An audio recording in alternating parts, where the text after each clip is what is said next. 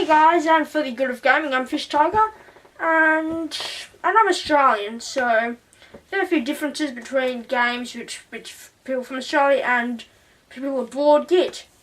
So, for example, comparing Americans with Australians, if I feel like it, you might get Excite Box trick racing, and we might get Pikmin 2 on the Wii. You might get Mortal Kombat, and we get Australian rules football. Awesome. But recently there's been a game which I wish stayed in Japan. I'd have to come over here to have to review it. Come on. But anyway, that game is an RPG known as Xenoblade Chronicles. Yep. And none of the things I just said are true, but at least I had some effort trying to make you feel better that you're missing out on this awesome game. And I got a CD with it. Lucky me, so as you can tell from the title, it involves a big sword and robots. Or something that looks like a robot. And that's all you need to know, that this is going to be a pretty good RPG. So you play Shulk, a little orphan boy who discovers soon on in the game that he can wield the Monado, which I'll talk about later. The Monado can deal damage to the Mechon, which we'll also talk about later. So he's one of the only hopes to defeat the enemies. Now he used to be a weapons maker and used to study the Monado. So he really gets excited when he discovers that he can actually use it. Accompanying you is Rain, who's pretty much the powerhouse of the game. He's probably going to have the highest HP and the strongest attack. So he can. He also has a lot of attacks which will not only power up himself but also some of your party members, and those attacks will just deal a stack of damage. Fiora is another childhood friend of Shulk, and is really quick. She seems to have a bit of a crush on Shulk, and she attacks with knives for some reason, because every girl has to have knives, right? Next we have Charlotte, a girl we meet about 5 or 6 hours into the game. After saving her little brother, she gets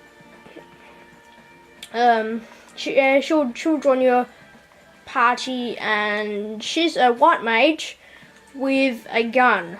That's right, a white mage with a rifle. And for some reason her bullets can also heal you, give you shields, and cure you of status ailments. And let's put enemies to sleep, because that'll be a really cool gun.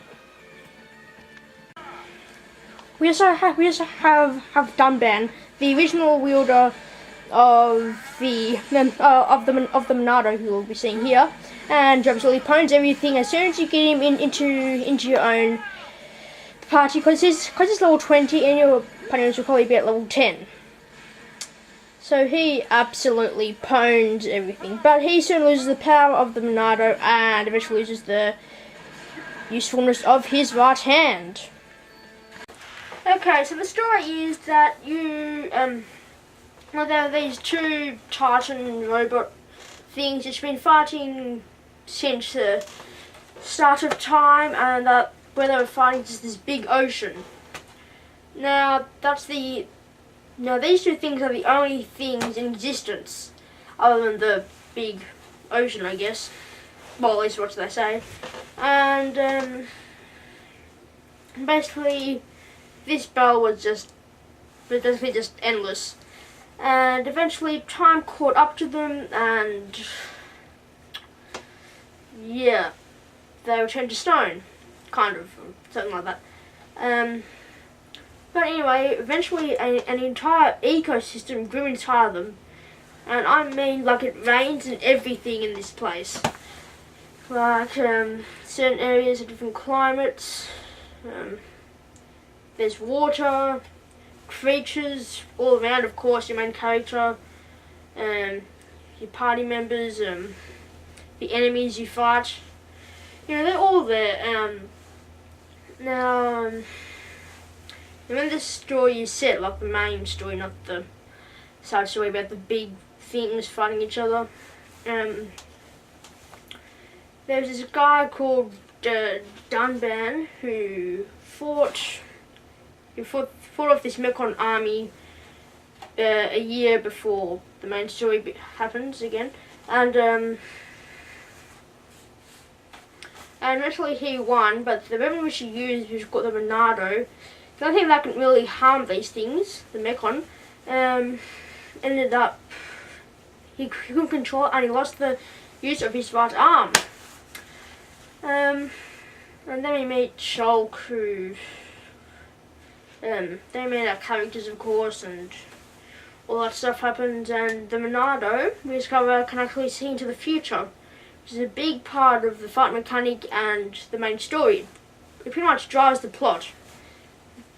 And the Monado also gains powers, like you can deal a superpower blow, we can make other weapons deal damage as well, and it can even cast shields on your party members. I don't know how Sword can do that. It would be useful in Final Fantasy though, I must say that. Yeah, you can switch between characters you're actually playing as and who you are controlling in the menu. At least when it feels like telling you when to. So you can just have any character you want in front, which is definitely a good feature of this game. Other than that, you can also equip stuff to your character as you might expect. What you can do is you can manage your arts, which are special moves basically, so you can just level them up depending on how much art points you have, or as you might expect, AP. And every character has their own AP gauge and of course their own special moves. We also have skill trees. A very interesting feature which allows you to only have a certain number of powers to do with what they feel is the most important thing. So humanity, integrity, intuition, and every character also has one of these.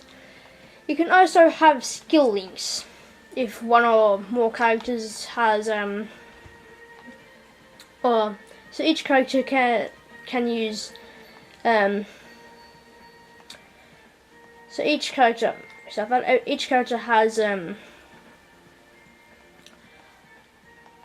these different slots which you can fit different moves in, or art which the characters will have in their skill tree. So, for example, if you wanted to have Vayne have the ability to carry some medium weight armor, you can just give it to him. No problem. So that's how that works. Other than that, you can also have basic tutorials, basic items, basic maps, and really that's all you have to talk about in the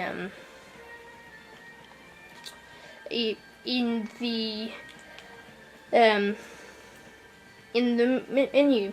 Something interesting though is that you can actually move around with this menu open and you select it with the D-pad, and if the enemy has seen you, you can't activate it.